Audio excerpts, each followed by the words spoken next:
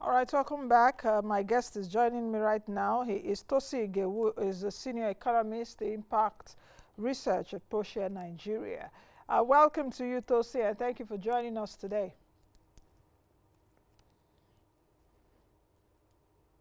Hello. Good morning. Thank you for having me. Good morning to you too, Tosin. Let's get started. This research, the topic is quite. I think the topic says it's for itself, or the title of the report, the anatomy of crude oil theft in Nigeria, understanding the graft, the impact, and the implication. And what came to my mind when I saw the anatomy, I was like, oh, I'm a science student, so anatomy is like a biological word. Understanding the structure, the internal workings of a human being or a living organism. Of course, there are people that study anatomy in school. So why was this report titled that in the first place, really? Such an interesting title. Yes, thank you once again for having me. I hope you can hear me. Can Yes, you I can confirm hear that? you. Okay, all right. Truly, the title is quite interesting, and we come about that because there has been so much around the issue of crude oil health in Nigeria. So, as an organization, we thought about going beyond the news to actually structure everything, looking at the internal working. As you have said, we had to break it down like human structure put on the table to be dissected into various parts and study each component to really understand what the issue is and how best we can uh, tackle it. So that informed the choice of that title. Why is this report coming at this time, Tosin? Earlier on, I did speak at the beginning that I'm wondering why this report is coming at this time. Is it that a lot of us are talking about it right now because crude oil theft seems to have been in the news in the past few weeks? Or is it because we are not making as much money as we should make? So the federal government is also bringing out searchlights on it? Or is it because of some of the interventions that the federal government is doing concerning curbing crude oil theft? We know the contracts given to Tompolo and his company to secure the sector so that we don't lose that. Or, you know, the country is losing money. We don't have money as we used to have. And just earlier, I did read to our viewers during the business news that OPEC says that now that Angola and Libya has surpassed Nigeria, I think we should really be weeping. We shouldn't even just be, yeah, we should be ashamed of ourselves as a country, really. So is it about this, that this reports, why exactly?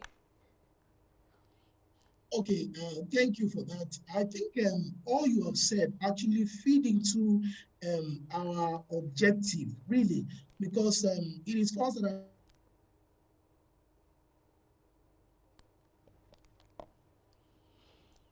Oh, okay. We're seemingly having a bad connection out there, but let's see if we can still reconnect with Tosin Ige, who is a senior economist at Impact Research at Proshare Nigeria, talking about the anatomy of crude oil theft in Nigeria. Let's see if we can reconnect, but even as we wait for Tosin to reconnect with him, you can join us online and send your comments as well as your opinions and questions. You can reach us on Twitter at Moneyline TV. You can also tweet me at Nancy Ilo-Naji. We are on Twitter, we are on Facebook, we're on Instagram, we are on YouTube, we're on LinkedIn.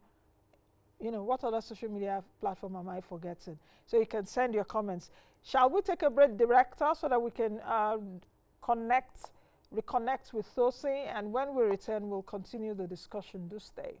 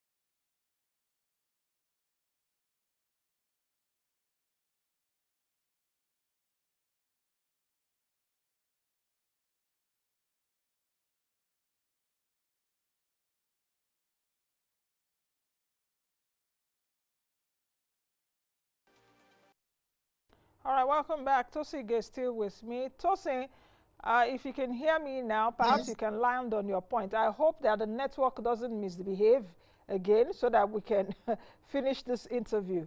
So please land on your point why this report at this time. Okay. Now I was saying that apology for that network glitch there, but I was saying that we looked at it in the report. We actually looked at the various dimensions that inform this report, and we find out that across board you can mention like 7 different dimensions why where the issue of crude oil theft is affecting our economy. So that informed the report. We've looked at it from the political dimensions, the economic, the finance, even the risk associated with our country being downgraded in our foreign index. And of course, even the diplomacy, we are all losing in all of these instances. So that's brought about this report at this time because really it's now a national emergency as for us as a nation. Okay, according to your executive summary, let's take it piece by piece. Can you make us understand the issues with crude oil theft in Nigeria? Because okay, let me just take a snippet from your executive summary. You said stealing, of course, is a crime and a very impolite thing to do. But like most impolite things, it is excusable under certain circumstances. Stealing is not excusable if, for instance, you're in a museum and you decide that a certain painting will look better in your house and you simply grab the painting and take it there. But if you were very hungry and had no way of obtaining money, it would be excusable to grab the painting, take it to your house and eat it. Lemony Snickers, the wide window. Now, the structure of the stealing, because even from your report, what I can get is it's organized crime by the elites. It's the big boys' playground, as you put it there. For people, they don't. Is there anybody that can steal crude oil and and take it overseas? So it's a big boys' playground. So make us understand the structure of crude oil theft in Nigeria. Okay, thank you for that question. The structure, as we detailed it in the report, is quite big. It's for the big boy, really, because we find out that the scale of crude oil theft in Nigeria suggests that there are 5 things that must necessarily be in place for us to have the scale we're having currently. When we talked about those things, we are talking about the supporting infrastructure. I think this is quite easy to page 56. We need that supporting infrastructure. Now you need that political will, you need the skill and expertise, and you need the security architecture, and of course, you need the supply chain partners. Now, when you look at all of this, you will see that really it's not for the faint-hearted. So it's really for the big boys. So with that, we are able to establish really that it is a big one because the way we went about with this report is that we engage the regulators and the operators directly or indirectly. We engage them, and I must say at this point that the report is quite comprehensive, captured everything, including those in the onshore, the offshore, and of course the shallow. So back to those 5 points I was saying that the infrastructure with which these people steal this oil, and an ordinary man cannot have such infrastructure. One of those times that the NNPC was showing a display of how this crude oil theft is done, they showed a ship that is quite larger even than the ship, the security agent, that speaks to that infrastructure. And of course, you remember that also we have around 150 illegal tapping points along some of our pipeline. Now, these things are done with big technology because sometimes sometimes code cold tapping, depending on the terrain you are stealing it from. So ordinary man do not have such infrastructure. So and of course, we also speak to the political will in the sense that our engagement with some of the community and of course the operators speak to the fact that there are people in power. I think the governor of Rivers State also alluded to that there are political influence in this crude oil theft. So that again is another issue. Again, the skill and expertise required to tap into some of our pipeline is not also for the young boys. So it's really for the big boys. And of course, you need the supply chain partners as much as possible, because you will definitely need to either trade this thing or refine it. So all of those things fit together, while we really believe and we saw that it's a very, very massive cartel in that are stealing this crude oil in Nigeria.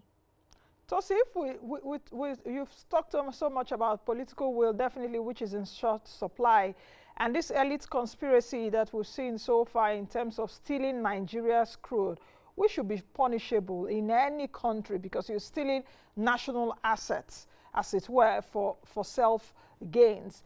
Assuming there is political will, what would political will have done?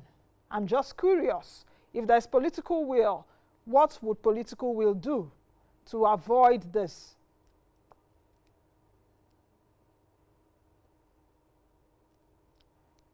Tosi, are you there? Oh, okay, the connection has gone off again.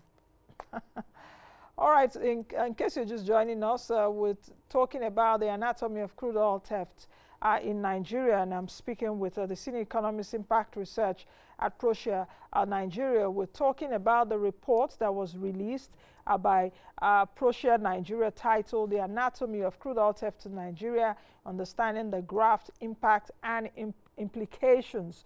In fact, from this report, I guess that Tosin and his team have been able to put in details how come we've gotten to this level, and perhaps the challenges that we're facing, the impact on the Nigerian economy, and what the solutions should be. We have Tosin now. Tosin, I don't know what's happening, but this network should just allow us for a few minutes so that we can land. Let it allow me to land this plane safely, you know. Okay. So Tosin, just continue. What will political will do, assuming we have political will? Thank you for that. Really, political will is very much important. As someone put it, all that we think is required from the government is just sincerity and sincerity, really. Because if we have that political will to do this thing, and we actually deploy the political will to all of these solutions that we have recommended in this report, really, it's not a rocket science. It's something that we can deal with. As I said, now those 5 things I said are in place that inform the big structure. These are also some of the things that we also need to tackle this issue. It's just that because of the scale we are putting, interplay between whose technology or whose infrastructure is stronger. Now, you've seen even in the executive summary, we have a description there that speaks about the strength of the oil theft and, of course, the government intervention. So whichever is stronger tend to have the upper hand. So if we have this political will to strengthen our structure and, of course, support it with sincerity, really, we'll be able to tackle this thing. Okay, Tosin, I would really like to know the dimensions of this crude oil theft as enumerated in the report. Can you explain? Because if we're saying crude oil theft, I can tell you that many Nigerians may not even understand what crude oil theft is. That is stealing our crude. Yes. Yeah, so what dimensions is crude oil theft? Or how many dimensions of crude oil theft do we have? What is actually this crude oil theft? Okay. So let me begin with by stating that in the report, we took crude oil theft as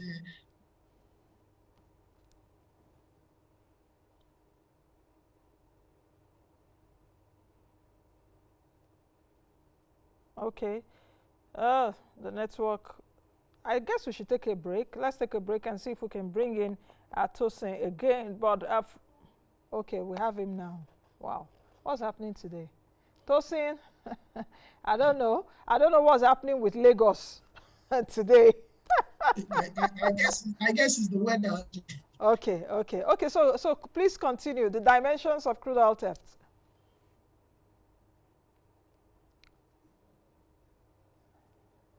Okay. Tosin's network is frozen again.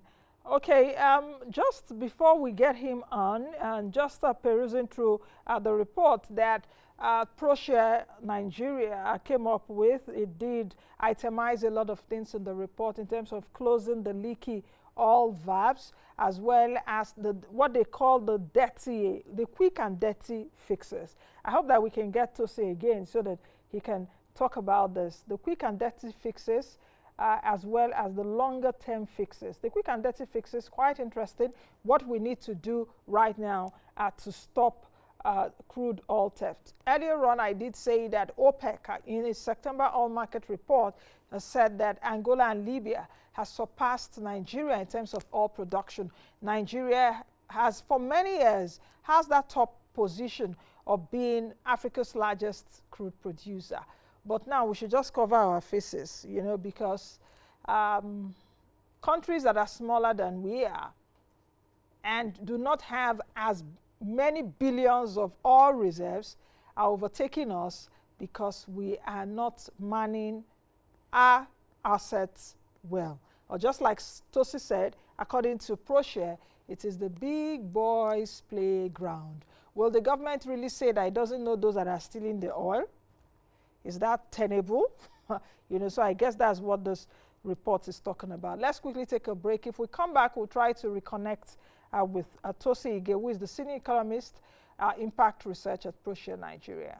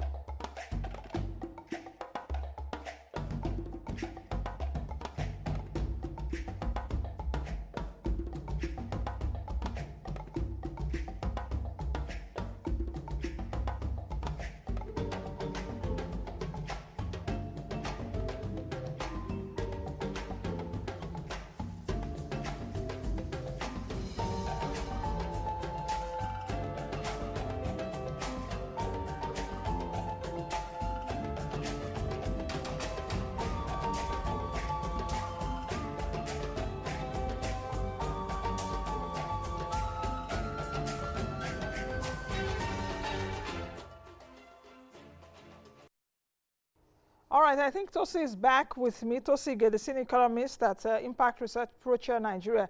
Tosin, if you can hear me, I want you to really land. The network is really not making us have this interview as smoothly as I expected. So I just really want you to land. We may just need to do this again sometime, but land on your thoughts there.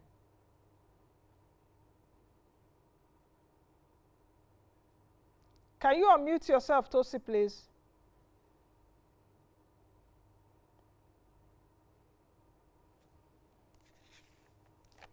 Okay, I guess Tosi can hear me.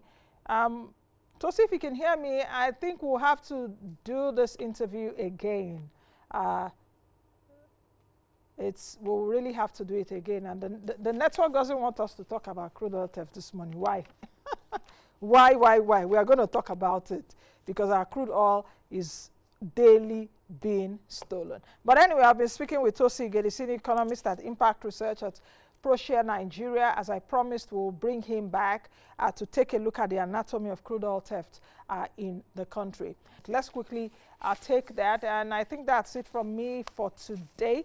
I will see you all again tomorrow. Be the best you can be and be that change that you want to see. Bye now.